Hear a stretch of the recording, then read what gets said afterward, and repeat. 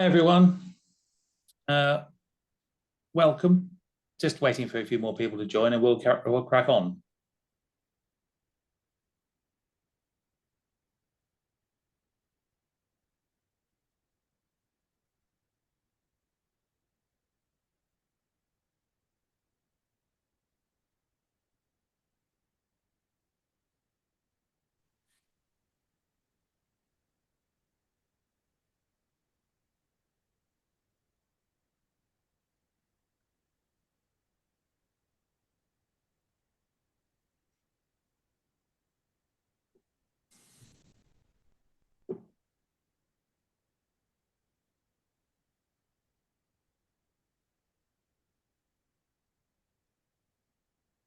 Hi again, we'll give it another 1 minute because I don't want to punish all the punctual attendees. So we'll crack on in just a few seconds.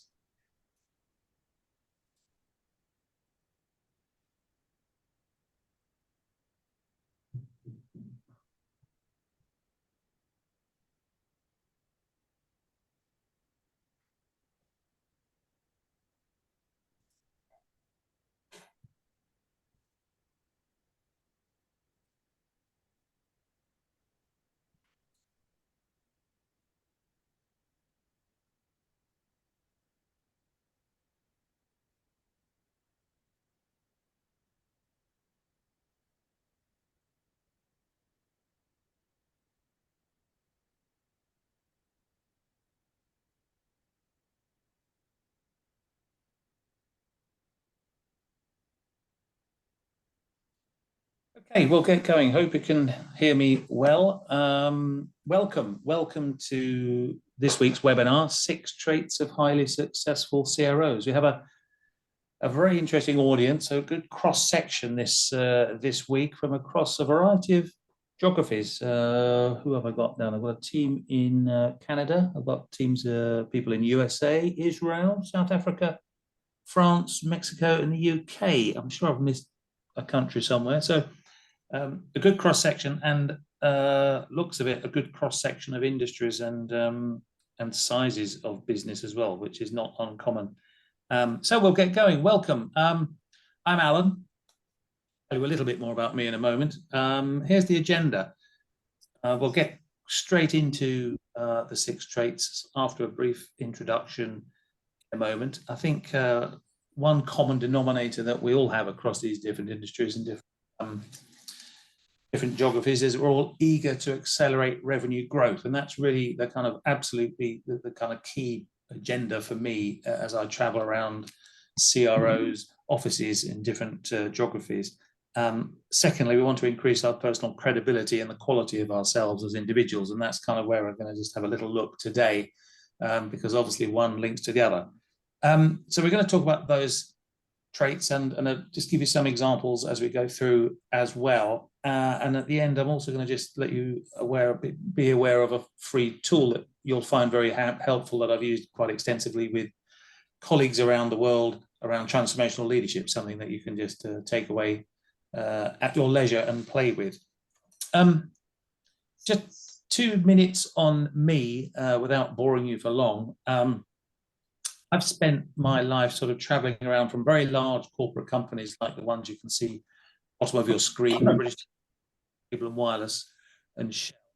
Previously, actually, I started in a professional sport, hence the Olympics, and then more latterly worked for a large fintech called WorldPay, which was owned by 2 private equity companies, Bain and Advent. And long story short, I jumped from WorldPay into the private equity world and spent sort of the last 8 years pointing back at portfolio businesses, advising CROs and COOs on how to generate revenue growth, how to build that top line on behalf of private equity companies. So the summary really is that I've spent my life gathering a lot of experience in sort of big blue chip companies and then moving into the private equity world and then combine that with my sports DNA. I've got a bit of a sort of results orientated personality, to be frank. People have asked me as well as to why did you create Optilium Limited? And since I stopped working as a practitioner myself, I decided that I wanted to spend my life advising, hence the relationship with the 2 private equity companies.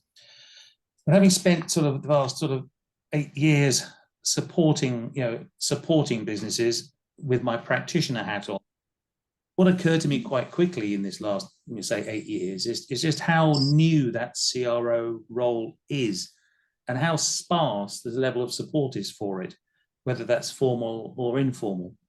And also, we all know how much expectation there is on that CRO role. Growth is tough, isn't it? And there's lots of theory on the individual elements of the CRO empire, if you like. So stuff on sales. So I'm just letting some more people in while I'm talking to you. There's some material on sales methodology, for example, marketing theory, etc. But there isn't any sort of umbrella exec level content or support that I've come across of any great quality anyway. So I've been continually asked in my capacity for practical, easy to understand, easy to execute, simple methodology and process to accelerate growth sustainably. And that's kind of really what I'm all about. So I've qualified in all the disciplines, whether that's sales or marketing. I've accumulated tons of experience, and I've democratized and crystallized some of that blue chip content and tried to make it really simple and be able to sort of spread it around portfolio businesses, large and small, to make it happen easily. So jargon free, if that's the best way to put it. And I deliver that in the form of one-to-one coaching and mentoring with a variety of tool sets, and in an advisory capacity for private equity portfolio companies or any type of company that cares to ask. So anyway, that's enough of the advert for me, but please reach out to me if you'd like to learn more about it, and I'll be pleased to help. So just as we get into the nub of today's content, by way of a backdrop, these are some of the sort of top 6, I guess, things, if I can count properly, yes, I'm hearing in the last number of months, really, when I talk to people like you. Feel free to disagree. It's all very well talking about long-term blueprints and strategies, but I've got 90 days to exist, before I'm punched in the head by somebody who wants more. I'm out of control due to this plethora of information. We've got loads of platforms and tools and no one's using them properly. Our business operates in total silos and is very poor at collaborating. I've got no budget and I've been asked to do a lot more, and I've got to hit a higher number. We keep putting big slogans on walls around putting the customer at the heart of our business, but then frankly, we talk about everything that's about internal, evermore. I don't know if these resonate with you, but essentially the punchline here is, for me, CROs appear to be facing, and certainly the ones I've met, complexity, noise, which is a distraction, a lot of conflict, and feeling out of control, and actually, frankly, quite stressed. So that's kind of where I'm sort of piecing my sort of starting point together here, and all with that huge challenge of having to accelerate revenue growth, which is why we exist. So given that backdrop, how are the very best CROs behaving? What traits are they displaying? Well, here they are. The answers are here, simply. I will talk a bit more about them, don't worry. But the trick is to become this person, on the one hand, act with urgency, show ambition, get control, simplicity, clarity, focus. These, for me, are the 6 traits of highly successful CROs. The other key point is to demonstrate that you're being this person, because being it and then demonstrating it starts to settle down your stakeholders and your colleagues, and of course the people in your team, and in fact customers. So it's being seen to be this person as well as actually being this person, and sometimes you have to sort of demonstrate it to get people to actually believe you and follow you. So I'm just going to touch on each of these traits, and I'm sure, by the way, none of these are necessarily new to you, but I hope to do here is just provoke a little bit of thought as we go through this for you in your own world, to kind of just have a bit of a look in the mirror to see whether you're thinking hard and long enough about each of these yourselves and come up with your own examples. I'm going to come up with some examples, practical examples in each of these boxes that might demonstrate the specific behavior and how to execute it, rather than just talk about the theory. As I say, they're just teasers, and I hope they prompt thoughts for you in your own world. The other point I'd make is that these 6 are all interrelated. So, you'll lose a bit of credibility if you, for example, display a lot of ambition and give some nice clear goals, but the focus is completely absent and you're measuring, for example, a lot of unrelated activities. right? You need to display these traits consistently and continuously and make sure that you're not contradicting yourselves by just doing one or two of them. And I'd also say, as we go through, that you need to commit to doing them. They're not going to happen by just paying a bit of lip service. If you want to achieve them, you need to commit to do them. They're not going to happen by accident. You need to use some kind of simple frameworks and tools to make these come to life in your own ways. And I can help, if you want, by the way, offline in any one of those areas by preparing you with these sort of frameworks and tools. But that's the key point. Do them all together and make them happen by committing to do them, by putting processes in place to make them come to life. So just whipping through them over the next sort of 40 minutes or so, let's start with the very first one, urgency. You don't need me to really explain what it means, obviously, but I'll tell you what it isn't. Not activity. Some people do mistake urgency for running about quickly. Busy fools, as I like to call them. You know the ones. They're the ones that go from meeting to meeting. They put together endless PowerPoints, have long lists of things to do. They're always running down the corridor, speaking fast, etc. Okay. I'd say that winning CROs have an inner determination to act and win now, but they're highly alert. They're highly positive about the opportunities that we all have around us. I like to say they create a sense of controlled panic. The opposite of urgency is complacency. And again, you know what that is, but they're the people who we all recognize who pay insufficient attention to both the opportunities and the hazards. They like to continue with the status quo while the world is spinning fast around them. It's a highly dangerous thing, complacency, and it's also contagious. I'm going to reference, if you've ever seen or heard of John Cotter, here's a great book, by the way. I'm not a great reader of tons of books every week, to be honest. Here's one that I would recommend. And I'm not going to steal all of his thunder by repeating a lot of it today, but he does talk about false urgency. It relates to the sort of activity above a little bit. It can be more distracting and more dangerous because it drains the energy as people sort of pretend they're being urgent, but they're not. They're just wasting time sprinting from initiative without generating any value. As I say, a great read, but true urgency is communicated through proactive behavior, and it's backed up by credible plans and reinforcing mechanisms like KPIs, and those KPIs mirror advertised goals. Just some ideas, practical ideas for you along this topic, because it's a bit of an esoteric one, urgency, isn't it? First thing I'd say is deal with complacent individuals, skeptics, and those people that John Cotter calls no-nos. No-nos are highly skilled urgency killers. They're not skeptics. They'll come up with 10 reasons why change isn't needed. The issues don't exist. Why do you need more data, perhaps, before acting, etc.? Top tip, don't try co-opting a no-no, and also don't ignore them. 3 things that have worked, certainly worked for me, and I see them work for other people. One is to distract them, keeps them away from mischief effectively. Maybe some kind of special assignment in an overseas location is a good one. Secondly, you can try and expose their behavior in ways that maybe natural forces reduce or stop that behavior. It can be a long burn, can work, less effective than the first one. But the third one, frankly, is push them out the organization, deal with them. But you can't keep them. That's the first point to make. So in terms of creating a sense of urgency amongst yourselves, if you've got somebody that is totally opposed to that sense of urgency or complacent or a no-no, frankly, they've got to go somewhere. Secondly, just think about, in terms of urgency, think about the number of meetings you're holding or you're attending or you're creating, the volume of them, the frequency of them, or indeed the agendas you have. How brief is it? Are they all focused on the actual items you need to talk about, or do you kind of lazily keep the same old agenda because it's always been there? Another one, 80%. Letting someone in.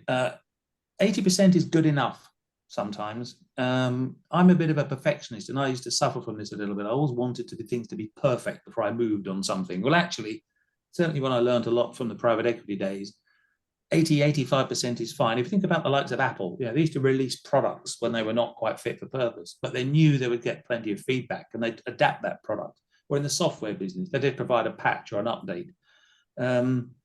Get it nearly there and get it good enough and just take action rather than waiting for everything to be perfect. One way I like to see, and on the same theme actually of perfection, rather than spending ages working through a diagnosis on something that might be going on in your team, whether it's the marketing capabilities or your sales methodologies or whatever, actually what I've done a lot of is run a campaign. So you're running a campaign straight away to generate some good outputs, but also you're learning about the performance of the people in your team at the same time. You're looking at the way that the leads are generated, the way people are selling, the way people are closing, the support functions that are behind them, while you're working and while you're generating something that's actually constructive. So again, it's urgency, it's acting and getting on with something without it being perfect, but actually you're learning at the same time. A couple of other things: create the environment. Think about the environment you're in. I love to create a win room. It used to be called a war room till it was a bit inappropriate. Having a win room creates a sense of urgency as a theme around. People think, oh wow, this is important, this seems to be, let's move fast, let's get on with it. Again, it's not sprinting around like a headless chicken. It's creating that sense of urgency with something and focus. And when you're in that win room, for example, you could talk about the pipeline and you can start to look at what could we do to speed this deal up? What are the sort of things we can create more urgency in the deal level? Maybe we should create some deal clinics to demonstrate that urgency and help out and make 5 heads do better than 1. Anyway, I'll stop on that. But there's just some very specific practical examples in the sort of urgency bucket that I've come across travels most recently. Ambition. I would say that sort of the lazy CRO, I'm sure that's nobody on this session, awaits his or her targets from finance, and then they cascade them down, perhaps adding a small stretch for a bit of cover. But for my mind, truly ambitious and more strategic CROs calculate the full potential of growth from an outside-in basis. So they see the opportunity from their customer universe, if you like, an outside-in perspective, and apply some basic assumptions. In other words, they would ask, what would it take to blow the doors off? They frame that opportunity and don't fall into the trap of building goals based on the current headcount, for example, or the current budget from last year. Are they thinking big? So they're not just acting with ambition, they're instilling that also with everyone else across the teams and beyond by asking them the same sort of question. What would it take to blow the doors off in your team? What could we do more in this deal size? What would it take to double the size of the pipeline, for example? Again, it's not a gung-ho, a bravado type of thing. It needs to be credible, but it needs to be based on the basics, obviously, but it needs to be based on that kind of mentality. So some practical things to sort of just amplify what I'm talking about is a really boring one, actually, but understanding the art of the possible. I don't expect you to read this, although it is actually readable, funnily enough, real. But have you ever sat down and actually thought about the real potential size of your universe and the art of the possible, if you like, from your own perspective?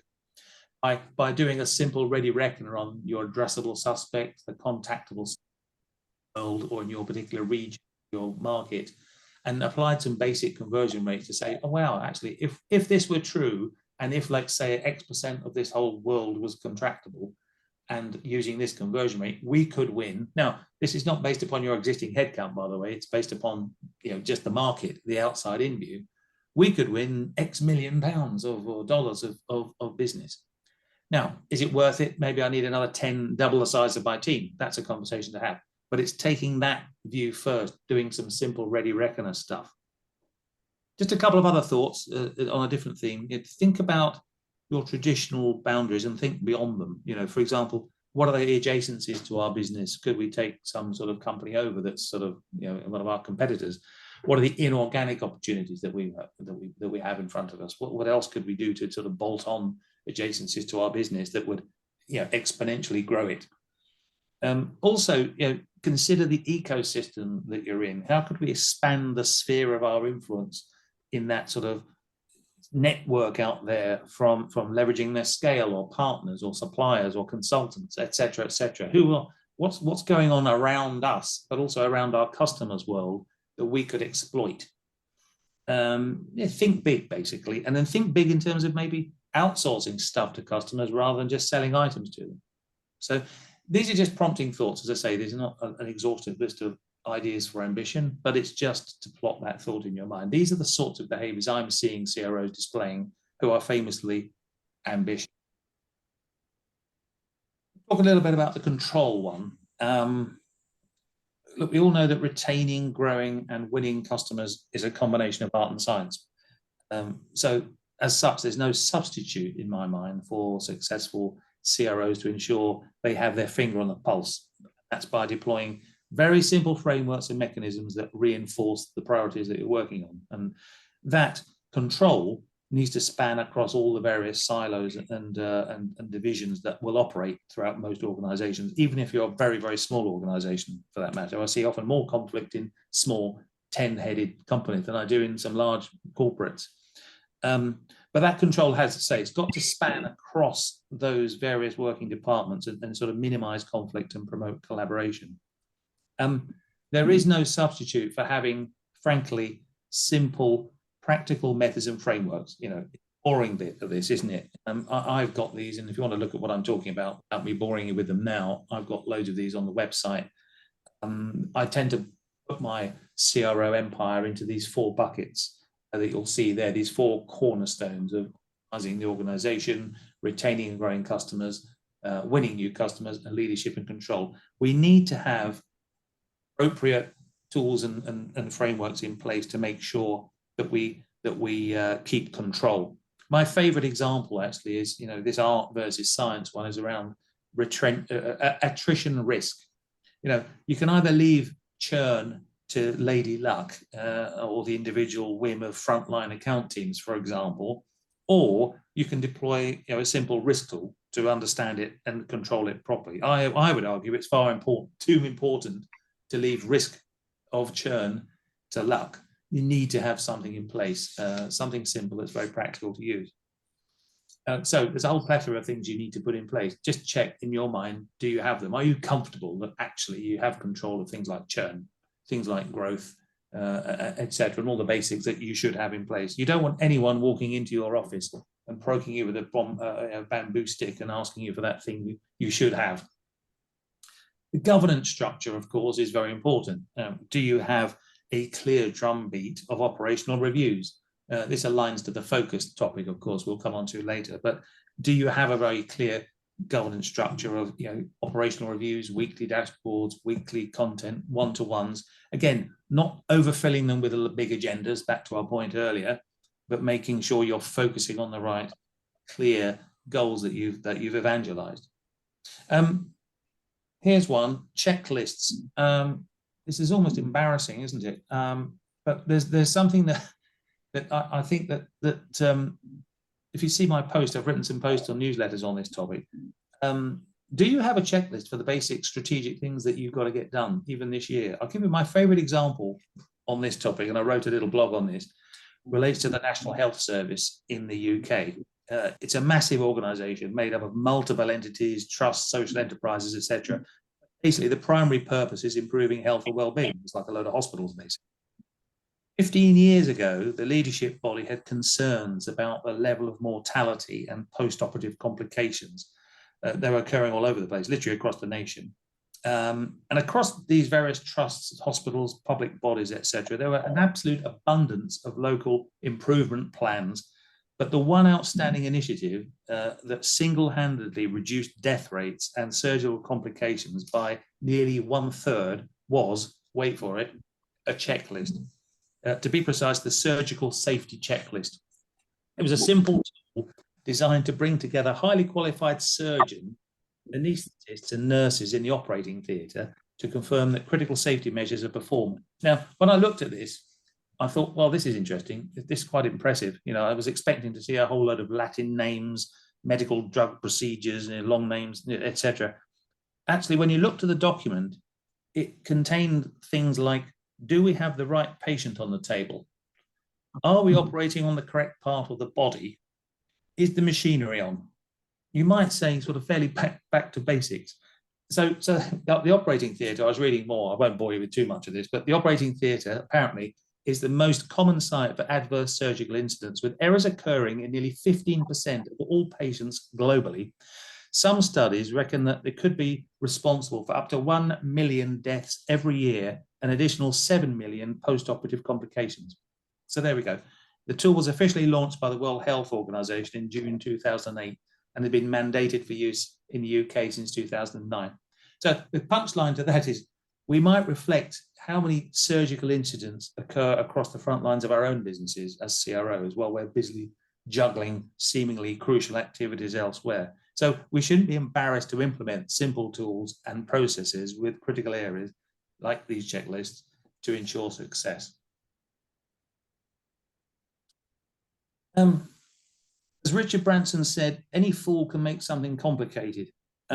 I've witnessed numerous businesses who've become distracted by the complexity of their own innards of the working, their products, their pricing matrices, industry compliance issues, etc. Simplicity, for me, is created by CROs who truly put the customer at the core of the business. I mean that in such a way that it influences every business decision you make and the actions you take. In other words, when you look outside in from the business, it will help simplify the areas of focus and it will shine a light on all those distracting, complex stuff that always exists in the business. I'm going to give you some examples of where we get some extra complexity that we don't need and maybe ways of just keeping things really, really simple. One of my bugbears surrounds this whole organization model, the operating model. Please make it customer-centric, not siloed and not product-centric. There we go. I've said it. You need to keep it as flat and as simple as possible with very clear roles and responsibilities. It's impossible to control an organization, however small, however large, when you have conflicting goals, ambiguous roles and responsibilities, silos of competing P&Ls, even marketing and sales compete on a regular basis, right? Without that clarity in the job roles, and let alone the organization, it's going to be impossible to attribute any ownership to anything. E.g., I see a lot of these roles that blend new business salespeople with account managers, like a hybrid role. It doesn't work. It doesn't work because one of those sort of professions will always get traded off with another. There's no control of the outcomes, in other words. The other thing around organization charts, by the way, is don't compromise jobs because they're good blokes or girls. Sometimes you'll see he's a really good person. I need him in the organization. I'll create a role for them because they're good people. That doesn't work either, in my opinion. Keep it simple. Keep everybody's roles and responsibilities clear, unambiguous, and keep that organization as flat as possible. The other big topic of mine, hot topic as an example of simplicity, is it's absolutely imperative that every CRO owns a playbook, right? You don't really need me to explain it because you all, I'm sure, know what a playbook is. But what I mean by a playbook is something that explains how we work, how we sell, how we go to market, the way we do it, right? It's basically the basics that are expected because it's the way we are. There's no hiding when you have this playbook. It explains maybe the way that CRM should work, the way we go to market, the value proposition, etc. I can bore you for hours on this, and I've got some nice simple templates and sheets that can explain what you need to do to create a playbook. The point is, the benefit of this playbook is you get control. If new people come in, they're inducted straight away. This is how we expect everybody to behave, wherever the silo you might work in. It reduces risk. It standardizes the quality of the professionalism. It controls the quality of what's going out the front door, for example. But it's something that, to keep it simple, you don't want people making things up as they go along. You don't want one team putting their own version of a proposition together, using their own PowerPoints in their own lovely fonts, etc. It's that kind of thing I'm talking about. But again, a good example of keeping it simple and creating a no excuses environment. That bucket. Clarity. So for me, the greatest CROs communicate a very clear ambition. Okay, we've talked about that, but they have simple underpinning goals and create tools that allow them to easily track success. So, for example, revenue operations, if you have the luxury of having RevOps, and some people do, they can proactively deliver, they should be proactively delivering, insight to you, not data that someone's got to rummage through and understand what's going on. Simple insight based upon trustworthy data that not only updates on performance, but it also inspires real-time changes in direction, right? Which obviously accelerates revenue growth, right?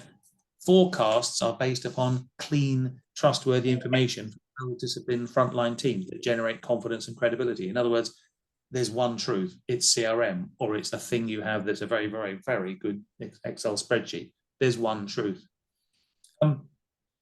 some examples really around it is, for me, this whole piece around clarity starts with you creating a compelling story. Okay? This is about the why am I doing this for everybody in the team? Am I motivated? Do I believe in this person that's asking me to jump through these burning hoops? People want to seek congruence between their beliefs and actions. The belief in the why am I doing this effectively inspires them to behave in support of you and the change you're asking them to make. I understand what's being asked of me and it makes sense, in other words. Okay. So CROs, in fact, all leaders need some kind of vision that an organization can rally around, right? It must be inspirational, right? You've got to support it with a real business plan, and believable impacts need to be demonstrated, mainly based on customer experience and things that are going to make your customers' lives better. And obviously that'll generate, economic value creation, margin, right?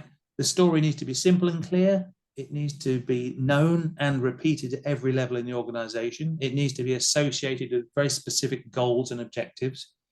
And obviously then you can put in place clear roadmap of milestones, but all of that needs to hang together. It needs to be coherent. It needs to be believable, right? And if you haven't got a tangible vision, frankly, without any customer-centric initiatives, then everyone in the team will just think this is some kind of flavor of the month effort, just something you've put on a bit of paper, but you're not really believing in it yourself.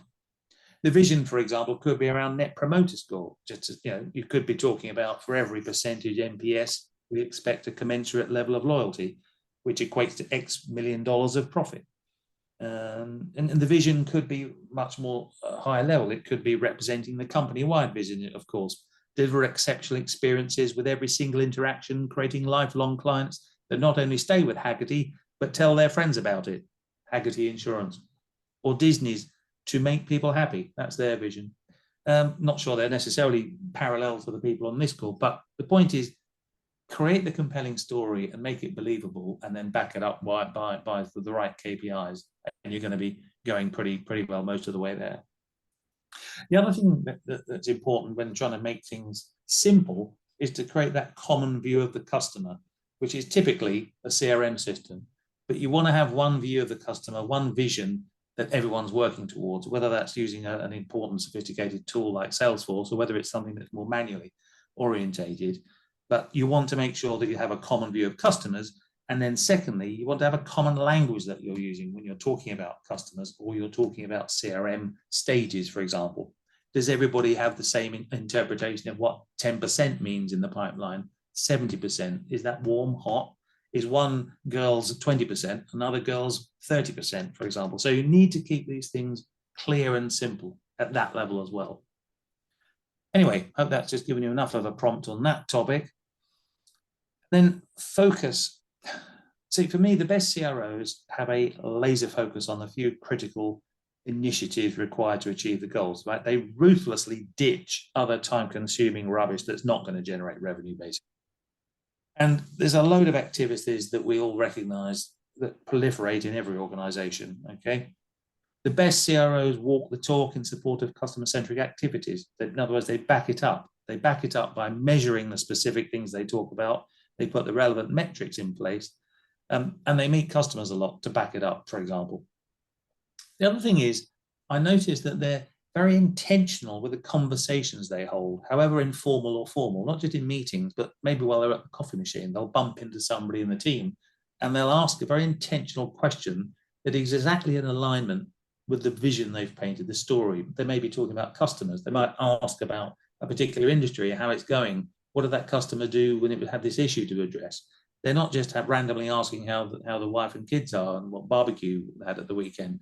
They are very, very focused on the job in hand and make sure they back it up, both in an informal way. For me, while I put this very celebratory photograph up, the most important aspect for me when it relates to focus is segmentation, actually. Again, relatively unexciting topic, but actually segmentation for me ensures that you're focusing on the most valuable customers, in inverted commas, not just the biggest. Okay.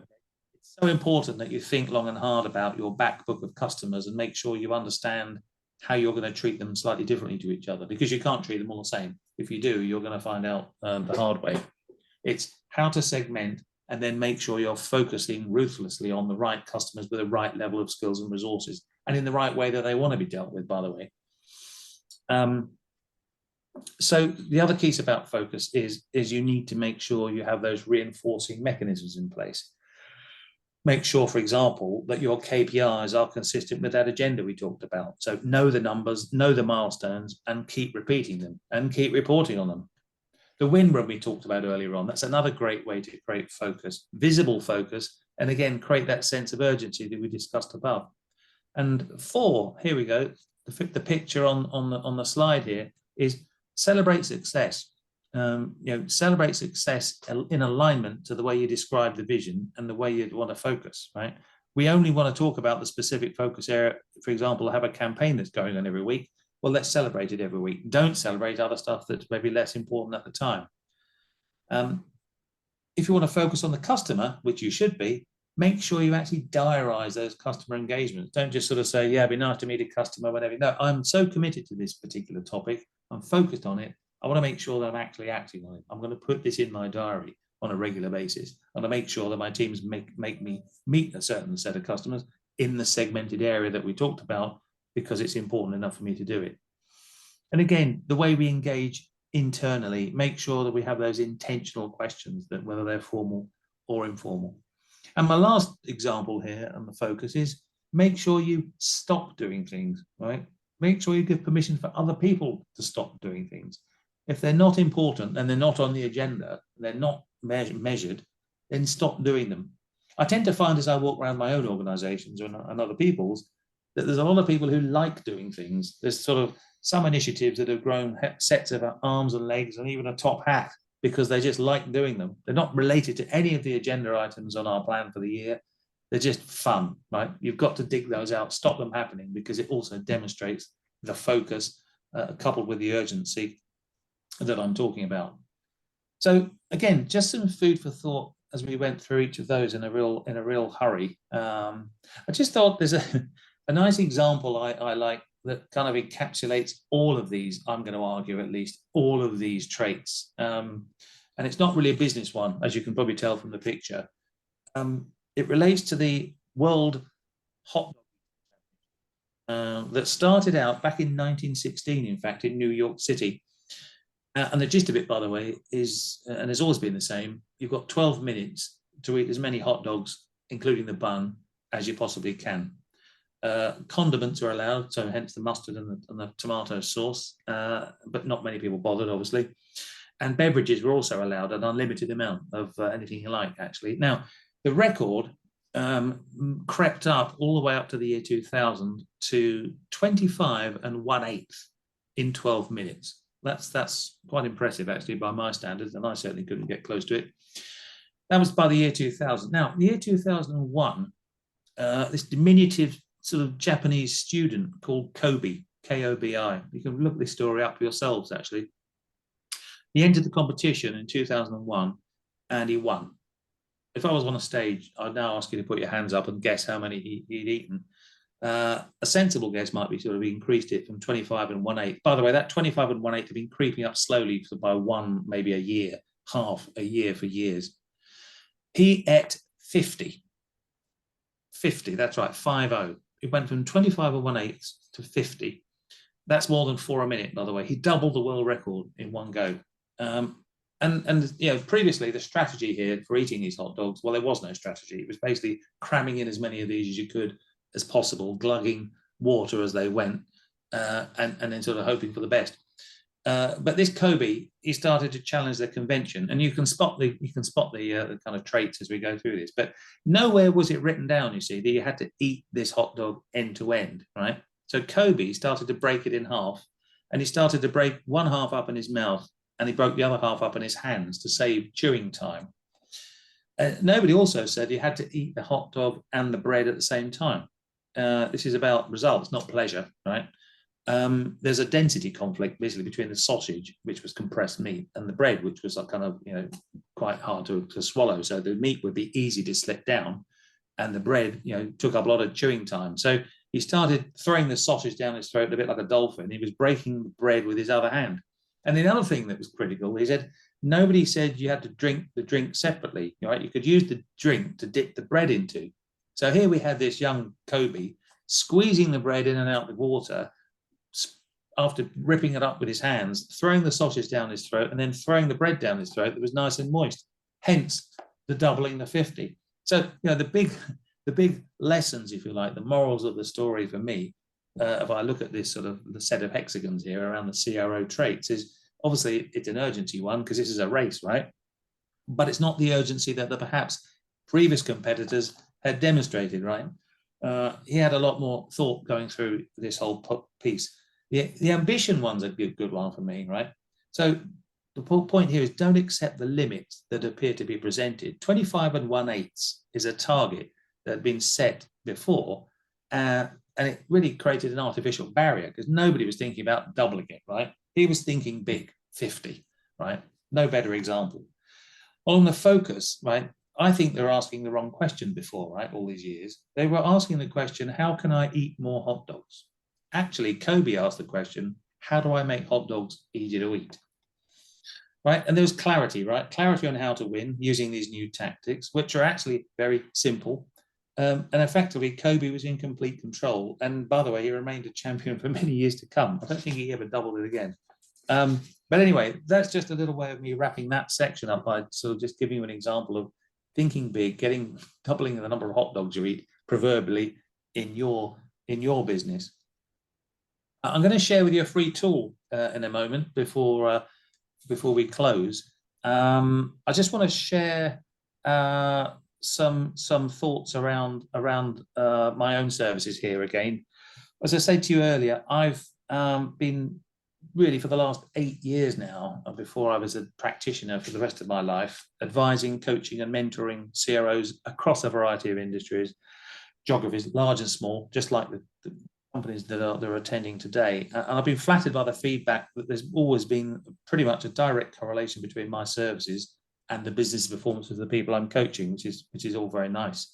And by the way, I'm pleased to say that every one of my customers remains live and in contact after 8 years.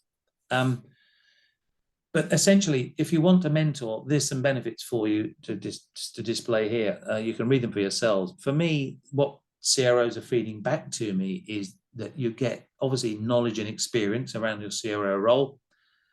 You get that accelerated personal development from the mentoring, but you get that piece of trusted advice. It's very much a safe environment. It's a lonely place out there. I'm sure you're all thinking. I certainly did. So basically, that's what I offer. I offer you that CRM mentorship and coaching. It includes a full suite of over 30 tools and templates that come with it as part of the package, free of charge. And I am offering a free chemistry call if anybody would like one. Just want to come and explore the service in a safe environment. Just reach out to me. Do visit the website. I've basically opened up another program of mentoring slots in the last month. So I'm keen to add another kind of half day or so to my own agenda, which I'm happy to do because I enjoy it. So please reach out to me, and on the email address you can see there, and go and have a look at the website. It's a free tool if you want it. Again, just reach out to me, give me a ping to the website. It's very complementary to what we've been talking about today. It's basically a highly practical, usable way of becoming a customer leader using these four kind of pillars of leadership. Effectively, I've bastardized the McKinsey transformation model that talks about the influence model for leading change and turned it into the CRO leadership tool, which is really, really helpful. I've used it in workshop situations and with my own teams for many, many years. And it's great because it's really easy and usable rather than a load of theory. So again, if you want to know more about it, essentially, I'm just going to quickly ping through the 4 points here. It's based upon these 4 building blocks, as I explained. It's around building that compelling story. People ask, why am I doing this? As we touched on a little bit earlier when we talked about the vision. People, again, they seek this congruence, I can say, in their beliefs and actions. And so why am I doing this? The role modeling, again, people mimic individuals and people who surround them. So it's all about consciously and subconsciously helping people do that. And how do I do that myself as a leader? What are the things I need to be displaying? And the skills relates to making sure that we have, if we want people to behave in a different way, what are the things we need to do? What do we need to put in place practically that we're going to commit to doing? Or do we need to get new resources? And then the reinforcing bit is again all around the those kind of what gets measured gets done type points around KPIs. Associations and consequences shape behavior, don't they? So we want to make sure that we're undertaking that serious change and the incentive systems are supporting it. But anyway, if you want one, just contact me and I'll give you that for free. And I'll maybe, if you want to talk about it again, just do that. Reach out. You'll see some more material on these tools and templates on the Optilium Limited website. There's a great 90-day plan that's incredibly webinars on. For those of you who may have been on that before, I'm not sure. Particularly for new CROs, but actually a number of mature CROs like it because they want to kickstart that revenue growth. So they come to me and ask me how I should do that. What are the kind of key critical success factors for doing that too? Thank you. I hope that did provoke some thought for you and give you some ideas for how you could become that black belt CRO in your own business, and some ideas as to how you want to take that forward. As I say, feel free to reach out to me. You can follow me on LinkedIn, sign up for the newsletters that are out there most weeks, but they've been going weekly for quite some time. Some opinion and thought leadership ideas. Feel free to disagree with them. Feel free to follow me. I hope you enjoyed that. Thanks for coming, and I hope we meet again. Thanks, Alan.